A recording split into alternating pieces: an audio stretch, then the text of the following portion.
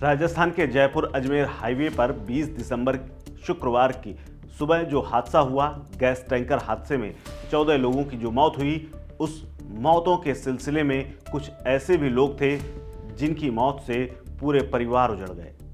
30 से ज़्यादा लोग गंभीर रूप से घायल हैं।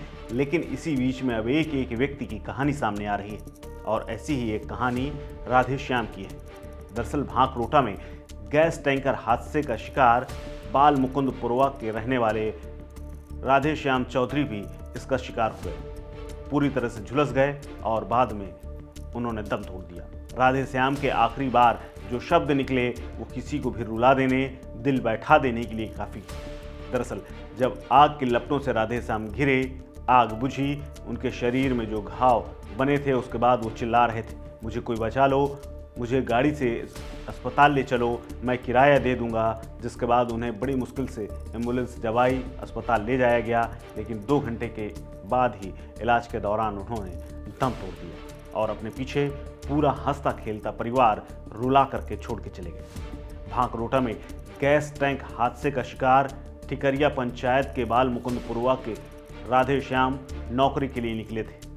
उनके ऊपर पूरे घर की उम्मीद थी। वो रोज की तरह सुबह नौकरी पर जाने के लिए एनबीसी कंपनी के लिए निकले थे।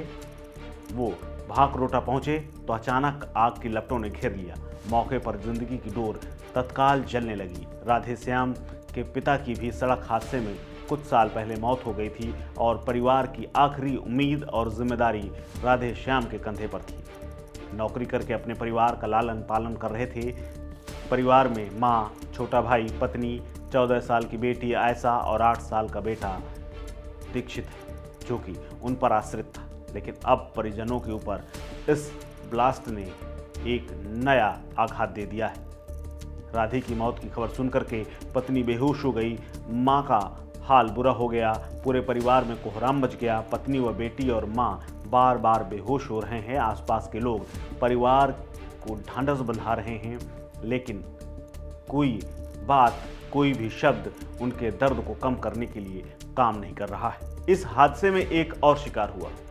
दरअसल भांजा हरलाल, जिसके मामा झाई महेंद्रा सेज निवासी मोहनलाल की आंखें भी गम से और आंसुओं से भरी हुई थी। उनका गला रुधा हुआ था। उन्हें बताया गया कि उनका भांजा हरलाल उनसे मिलने के लिए आया था। सुबह हरलाल और एक अन्य व्यक्ति, उनका परिचित राजू, जयपुर जाने के वाले ट्रक पर बैठ करके निकल गए थे। उसके बाद जो कुछ हुआ, कुछ देर गए, लेकिन उसके बाद उनका फ़ोन आया कि हादसे में उनका भांजा चला गया है, जिससे वो झुलस गए। दरअसल उन्होंने बताया कि उनका भांजा हरलाल उनसे मिलने के लिए आया था। सुबह हरलाल और एक उनका साथी राजू जयपुर जाने वाले ट्रक पर उन्होंने बैठाया था उन्हें, और उसके बाद वो कुछ ही दूर निकले थे। उसके बाद राजू का उनके पास फ़ोन आया कि हादसा हो गया है, जिसमें वो झुलस गए हैं। और ये सुनकर वो जब बाइक से हरलाल के पास पहुँचे तो हरलाल मामा मामा चिल्लाता हुआ आया, और तब तक मामा उसकी मदद कर पाते, अस्पताल ले जाते, उसकी भी मौत हो गई। इस हादसे का एक चश्मदीद, जिसका नाम विनोद कुमार भील था, उसने बताया कि हल्ला होने के चलते उनकी नींद टूटी थी। वो स्लीपर में बैठे हुए थे, यानी जो बस जली है, जिसका परमिट नहीं था। स्लीपर के कांच खोल करके उन्होंने देखा तो बाहर आग की लपटें अंदर की तरफ आ रही थी। खिड़की खुली तो आग की लपटें अंदर तक पहुंच करके सब कुछ खाक कर देने पर आमादा थी। जैसे तैसे कूद करके वो बाहर निकले तो देखा कि जैसे आग का दरिया बह रहा हो। हाथ पैर झुलस गए। जान बचाकर वो खेतों की ओर दौड़े। कई लोग इस आग में उनके सामने लपटों से घिरे और वहीं गिर करके जान की भीख मांगते रहे। कोई उनकी मदद तक करने के लिए वहां पर खड़ा नहीं था। वो चिल्लाते रहे। काफ़ी देर बाद जब प्रशासन पहुंचा तब उनको अस्पताल में भर्ती कराया गया। इस दौरान वो बुरी तरह से झुलस गए थे और कई लोगों को ऐसे ही गिरते हुए भी देखा था। जो कम झुलसे वो खेतों तक पहुंचे, सड़क से किनारे खड़े हुए और मदद का इंतजार करते रहे।